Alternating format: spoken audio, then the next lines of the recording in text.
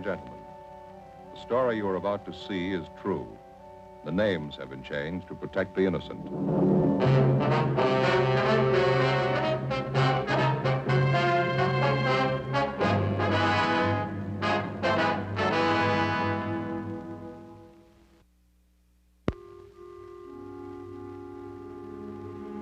This is the city.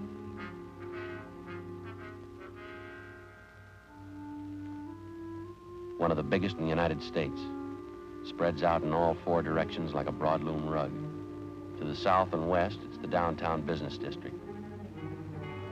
To the east, the industrial area. Los Angeles, California. It's pretty much like your town.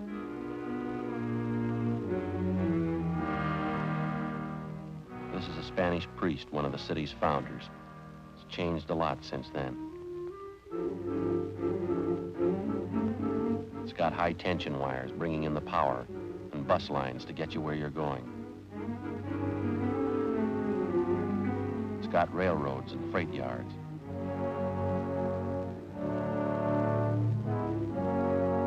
Churches. Any kind you want. Public parks and lakes. It's got a police department and a city hall. This is where I work. I'm a cop.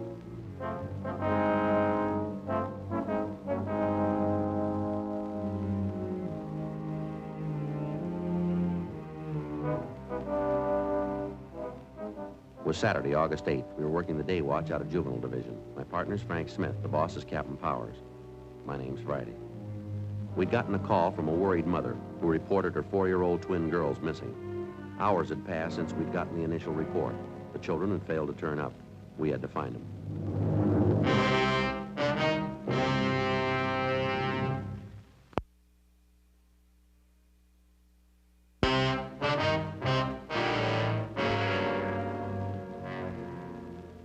I told you all that on the phone. Have you found them yet? We've checked out the names that you gave us, Miss Karsten. Everyone who knows your little girls, the kids they play with, the neighbors, the storekeepers in the area. We haven't any word yet, but we're still checking. Oh, no, dear God. Somebody's got to have seen them. Tilly and Joan couldn't have wandered off that far. They're only 4 years old. I don't think it's as bad as it might seem to you, ma'am. Children have been missing a lot longer than your two little girls, and they've turned up all right. Try to relax if you can, Miss Karsten. Why hasn't somebody seen them? They wandered off from us in the park, but it's only 3 blocks from the house. Why hasn't somebody seen them? It's dark out. God knows what could happen to them at night. Is there anything we can get for you, Miss Karsten? No. No, I'll be all right. Did you see my husband? Yes, ma'am, we did. He's over at the park with the other officers. I think it's just a matter of time, ma'am. We've got 3 teams of men working on it with us. We've gotten out a broadcast on your girls. Did you talk to the Stanleys down the street and the Petersons? Yes, we did. We checked out all the names that you gave us. There is one thing we want to ask you about. What's that, Sergeant? About the exact spot in the park where you had your picnic this afternoon, where the girls wandered off. Well, it's exactly where I pointed it out to the other officers. By the eucalyptus grove right off 7th Avenue. Just about 2:30 this afternoon. We finished lunch, and my husband was taking a nap. I was reading. I saw the girls playing tag over by the trees. I looked up in a few minutes, and they were gone. It's just like I told the other officers. Then you're sure about that location? Of course I'm sure. Why should I lie to you? I want you to find the girls. They're just babies. You can see there's a picture over there.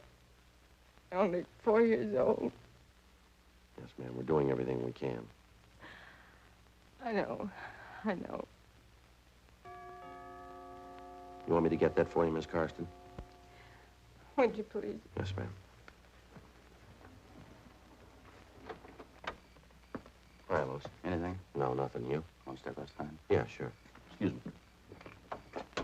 Ralph and I checked with the guy who runs an ice cream wagon. He works the area in the park where the kids disappeared. Yeah, what'd he tell you? He saw a couple little girls about a half a mile from that eucalyptus grove, about 3 o'clock this afternoon. They were with a man. Yeah. He saw the man put the kids in a truck. He drove away with them. 8 p.m. Together with John Lewis, Frank and I left the Karsten home. We didn't tell the mother about the latest report. Until it was positively confirmed, we felt that telling her would serve no purpose other than to cause her needless worry.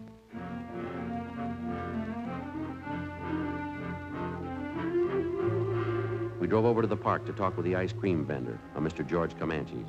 He pointed out the area where he'd spotted the children in the company of an unidentified man. It was right over there, officers. This big guy, a mustache, he had the little girls, one on each hand. He was walking them out of that clump of trees over there. You think you can describe the man for us, Mr. Comanches? I didn't look that close. I thought he was the father. The kids were sniffling, you know, maybe like they'd been crying. Better check the ground over by those trees, huh, Lewis? Yeah. Stan, Ralph. Didn't you notice anything at all about this man, Mr. Comanches? I mean, except his mustache? Well, a big man, big shoulders, work shoes, tan shirt, tan pants. How about the color of his hair? Some kind of distinguishing marks, maybe? No, I don't know. I thought he was the father. The kids were sniffling, the little girls. Was anything wrong? It didn't look like it. How about the man's truck? Did you notice that? No, I didn't. I'm sorry. How about the license number? You notice that? No, sir. Maybe I should have. I didn't. Joe. Yeah. Excuse me. Yeah, Lewis? Stan found this over in the bushes by the tree there. Yeah. Little girl's dress.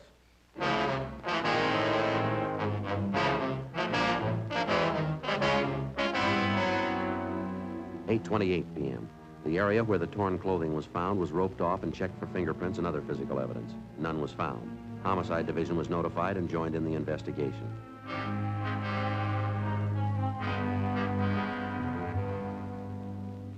The dress was taken down to Lee Jones at the crime lab for examination. Then it was shown to the father of the missing children, Frank Karsten. He definitely identified it. The search for the 4-year-old twins was intensified. An emergency spot check was made of all known and registered sex offenders. We drove back to the city hall and we went to the stats office.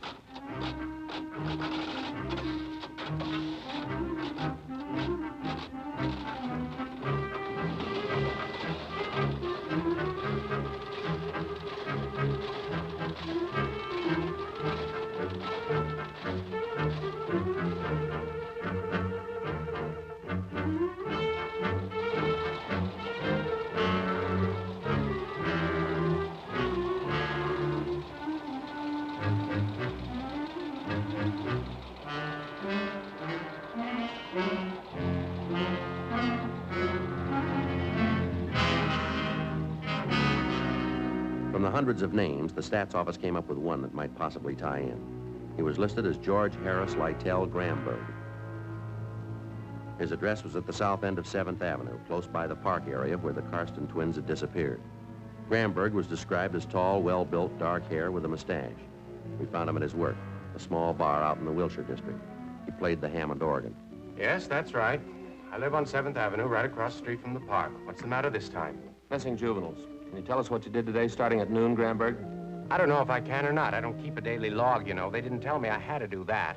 Just tell us where you were between noon and 6 tonight. That's all we want to know. Well, that's quite a bit, don't you think? Suppose I told you I was playing canasta with a maiden aunt. Would that shock you? Now, you look, mister, we're not in the mood for smart answers. You just tell us where you were, that's all. I don't know why you always have to bother me every time something happens. You made your own reputation. We didn't. What about it?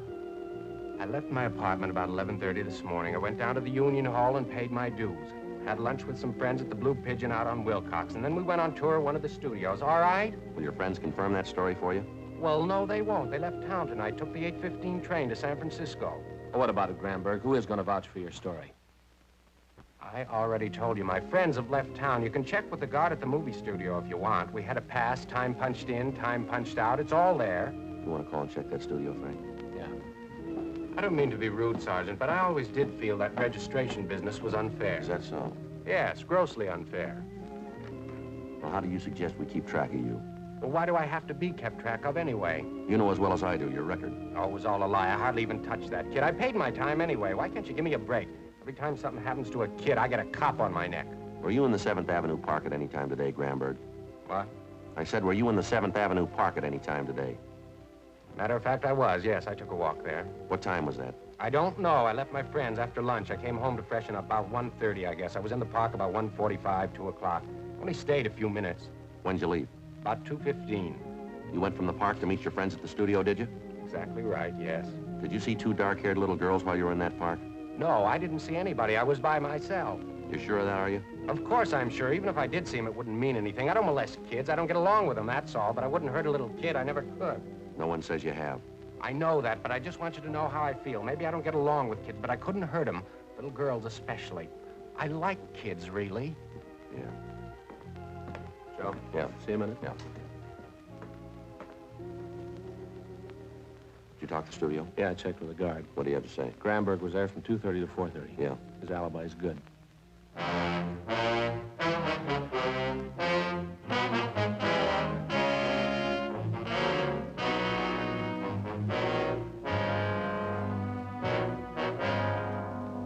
"10:55 p.m. The 4-year-old Karsten girls were still missing. A special detail of men from homicide had been assigned to a general canvass of the stores and homes in the park area. All the residents were questioned. No one had seen the children. 11:20 p.m. We stopped to call the office. Hello, Lieutenant Hartgrove. This Friday. No, we just talked with him. He's clear. Yeah. They did, when? I see. Right. We'll get right over it. Well, looks like the waiting's over. What do you mean? Office just got a call from Valley Division a few minutes ago. Yeah. The little girls, they've been found.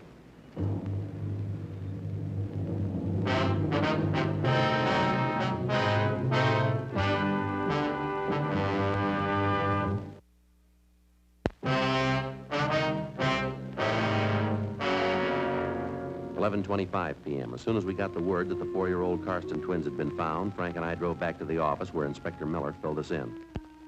A few minutes past 11 p.m., a motorist out in the valley spotted 2 small girls walking hand in hand along a deserted side road off Ventura Boulevard. Their clothing was dirty and torn. They were alone. The motorist picked them up and took them to the Valley Division station where the girls were identified. We sent out a partial cancellation on the APB. The twin girls were taken to Georgia Street Receiving Hospital where they were treated for cuts and bruises. Then they were returned to their home. The doctor reported that both girls had been molested. The search for the abductor went on. Late the next day, Frank and I, together with a policewoman, drove out to the Karsten home to talk to the twins. We had no luck at all. They were still shaken up from the excitement and the shock of their experience. It was the same thing this morning when I tried to question them. They just don't want to talk about it. Oh, it must have been horrible for them. They tell you anything at all, Mrs. Karsten? Well, Joan just refuses to talk about it. She says the man was big. That's all I could get out of her. Tilly seems a little more willing to talk, though. She's always been a little bit more forward than Joan ever since they were babies. I see. Could she add anything at all to what your other little girl told you about the man? She told her father the man had a mustache. Now, that probably impressed her because my husband wears one, too. I'm pretty certain she's right about that. I can usually tell when she's making things up. Mm-hmm. Now, how about the way the man was dressed, his clothes? No, they didn't mention anything in particular. Tilly said the man was dirty. She said that 2 or 3 times. She kept on saying it, dirty, dirty clothes. Now, she might have meant the man had work clothes on. She has so many expressions, I don't know. How'd the man get your little girls into the truck? Did he offer them candy or something like that? Tilly said something about a kitten. The man had a little kitten he was going to give to them. Oh, dear, if I've told them that once, I've told them 1,000 times. Stay away from strangers. Don't go with them. Yes, ma'am. Did they tell you anything else at all about the man's description? Well, Tilly said the man was big. Oh, I don't know if you could count on that, though. Everybody looks big to her. I talked to her an hour, but she just kept repeating the same story. The man made them cry, tore their dresses, and hurt them. Oh, it must have been just horrible for them. Yes, ma'am. Did they tell you anything at all about the truck this man was driving? Maybe the color, something like that? Well, Tilly called it a big car, a funny big car. She said it was red, with red pictures all over it. Can't put much faith in that, though. Why not, ma'am? Everything's red to Tilly now. Everything has red pictures on it. It's just a phase she's going through. A few weeks ago, it was blue. Everything was blue to her. Now it's red. Everything's red. I see. You think they might be able to tell you a little more in a day or so, maybe after they've quieted down? Well, I don't know. I certainly hope so. Thank God it's all over. They're home safe. That's all that counts. No, ma'am, I'm afraid there's more to it than that. What? The man that did it's still free.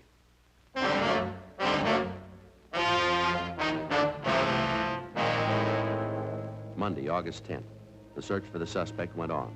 All of us, the men from juvenile and homicide divisions, were pretty much feeling our way in the dark. Repeated questioning of residents living in the area where the abduction took place netted us nothing. Our 2 star witnesses, the 4-year-old twins, were able to contribute very little. We stayed on it. Another 3 days of pounding the pavement, knocking on doors, and asking stock questions led us nowhere. As in most cases like this one, the criminal employed the distinct advantage of having victims who were unable, because of shock, to clearly identify him. Saturday, August 15th. In the late afternoon, we got a call from a Bernice Hopper, a real estate agent in the West Hollywood area. 4:15 p.m. Frank and I drove out to interview her. Excuse me, officers. I've just got to find that listing book first. Go right ahead, Miss Hopper. It's just got to be here someplace. It was only yesterday morning. I remember distinctly. There. Now, I can start to do business again. Yes, ma'am. Well, I don't know if this is going to help you any in your case, officers, but I certainly think something should be done about it. Flagrant, that's the only word I can think of, just flagrant. Would you like to tell us about it? Well, I saw him yesterday, for one thing. You see, I was coming back from lunch about 2:30 in the afternoon. Fridays, I always have a late lunch. I see. I was just passing the corner a few blocks from the grammar school right up above on Prospect Avenue, and I saw this truck parked and this truck driver leaning out of the window talking to some children. Just tots, little tots. Yes, ma'am. What happened? Well, what happened is not so much that, it's just the way this truck driver was talking to these children. I must have been at least 20 feet from them, and even I could hear. What was that? Well, his language, just filthy. I couldn't understand it. A grown man talking to little tots like that. Every kind of filth, every obscene word you could think of. Was there any point in the way he was talking to the children, Miss Hopper? I mean, was he mad at them? Did he seem sober? What was it? It was filth, that's all I know, officer. Some of the children didn't like it, and they told him. That only made him do it all the more. I really think you ought to check up on him. Yes, ma'am. Can you tell us anything else about him? Oh, would you excuse me a moment? Yes, ma'am. Go right ahead. Bernice Hopper, real estate. Yes. Mm-hmm. Oh, yes, Mr. Tomlinson, I remember. The house out on Norwich, wasn't it? Well, no. As a matter of fact, I sold it Monday. It's just like I told you, things go so fast. Well, of course, if you'd had a substantial down payment to make at the time, I am sorry. There wasn't anything I could do. Yes. Well, I'm sorry, too. Well, thank you for calling. If anything turns up, may I give you a ring? Mm-hmm. No, I have the number out. All right, sir. Thank you very much, and I am sorry. Right. Goodbye. Oh, my. Everybody wants something for nothing. They want houses, but they don't show their money. Poor kids, though. Saw a house out on Norwich, thought the down payment was too high. Now they've got the money and the house is sold. Yes, ma'am. Now, where was I? About the truck driver you saw, Miss Hopper. Oh, yes. Well, after hearing that talk of his, I just copied down the license number of the truck. Got it right here in my desk. How about the truck driver, Miss Hopper? Did you get a good look at him? I certainly did, the way he acted with those children. Anything unusual about his appearance? No, nothing besides his foul mouth. He was dark, heavy-set, and he had a mustache. Ties in. One more thing. The truck he was driving. Yes, ma'am. There were pictures painted on the sides. Circus animals, I think. Did you happen to notice the color? Oh, yes, it was red. Even the pictures were red.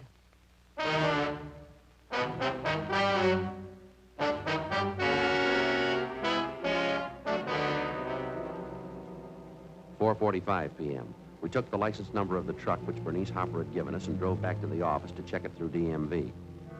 We found the truck was registered to a commercial baking firm in the south end of town. Through their personnel department and their dispatcher's office, we got the name and address of the employee who was driving the truck the same day Bernice Hopper had spotted the driver talking to the school children. His name was Lester Z. Wiley. We checked a little further and found that he was driving the same truck the day the Karsten twins were abducted. We called into R&I. Wiley had no criminal record. Oh, sure is stupid of me. I didn't even think of asking you if you wanted any of this. No thanks, Wiley. We'd just like to have you tell us why you use that kind of language in front of school children. Nothing to explain. A bunch of those kids were hanging around the truck. I thought maybe they wanted to get in and grab some of the cakes and stuff. I read them off, that's all. Well, that still doesn't explain the filthy language, Wiley. I don't know. Maybe I wasn't feeling good that day. Might let a few cuss words slip. I didn't mean anything by it. I like kids. Do you usually make deliveries up around the school area, Wiley? Well, once in a while, yeah, I get around quite a bit. That's not what they tell us down where you work. You had no business in the neighborhood of that school. Your delivery route's in the other end of town. So I can't drive where I want, huh? I get the deliveries made. What are they squawking about? I'd like to know what you were doing up in that neighborhood. I was on my lunch hour. I drove up to see a friend. I got a friend living near the school. What's the matter anyway? Don't you think you've had enough of that? Look, you're not telling me what I have to do in my house. This is my house. If I want a glass of wine, I have it. You're not telling me what to do. All right, Wiley, take it easy. Take it easy, nothing. I talked to you two guys long enough. There's the door. You're not coming in here telling me what to do. You better get your coat. We'll talk downtown. We're not talking anyplace. Now get out. Get out of this house right away. You afraid your story's not going to hold up? I don't know what you're talking about. You're trying to frame me. Don't you think I know that? Now, that doesn't make much sense, does it? Why should we want to frame you? I know what you're getting at. I know just what you're getting at. Those two little girls last week, you're going to say I took them. You're going to say I did things to them. Well, I didn't. I didn't have anything to do with it. Didn't you? No, I didn't. Look, I'm sorry, huh? Why don't you sit down? I didn't mean what I said. I guess I just got nervous. Sure, Wiley, we understand. Why don't you let me get you a couple of glasses? Have some of this wine. Warms you up. It's good. No, that's all right, Wiley. We'd just like to have you straighten us out on a couple of things. Yeah? Where were you between 12 noon and 11 p.m. last Saturday? That's the day that somebody picked up those two little girls, isn't it? Yeah, that's right.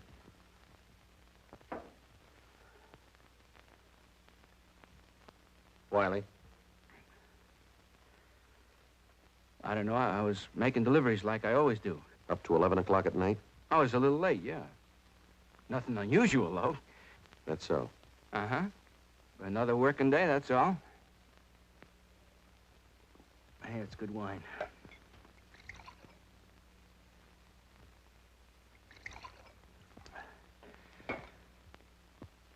I might have been near the park where those two kids were. Doesn't mean anything, though. I get around quite a bit. I got a lot of deliveries to make. How about it, Wiley? Huh?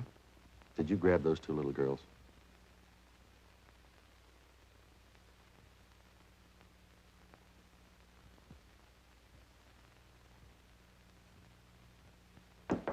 Oh, look at that. I don't have any more wine. I'm gonna go get another bottle. You've had enough of that. Go! Go!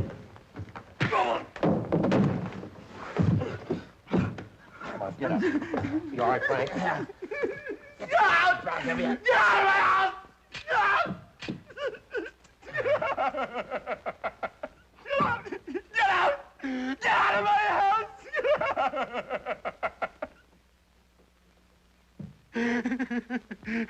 Now, how about it, Wiley?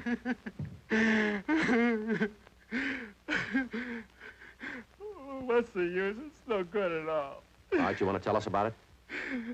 I didn't mean it, that's all. I didn't mean it. It's just that once in a while something goes wrong with me. I like kids. I like them too much, I guess. I didn't mean to hurt them. You ready to go now? Anything you say. I thought I had it with me when I grabbed the kids. What? I thought it was in my coat pocket. I'm glad I lost it. Glad you lost what? My pocket knife. I was gonna kill him.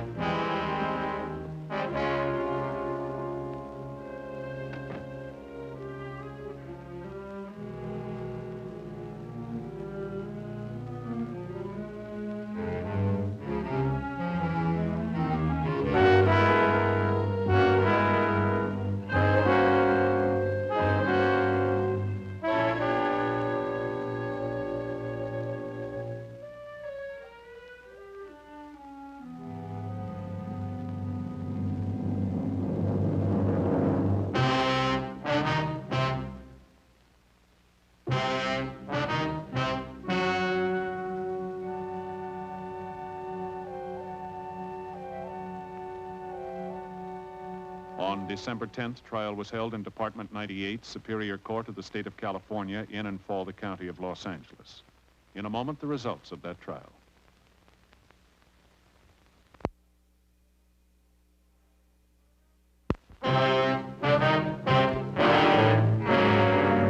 The suspect waived his rights to a preliminary hearing, and at his arraignment in Superior Court, he entered a plea of guilty to kidnapping 1 count and child molesting 1 count. Child molesting is punishable by imprisonment in the state penitentiary for a period of from 1 year to life. Kidnapping is punishable by imprisonment in the state penitentiary for a period of not less than 1 nor more than 25 years.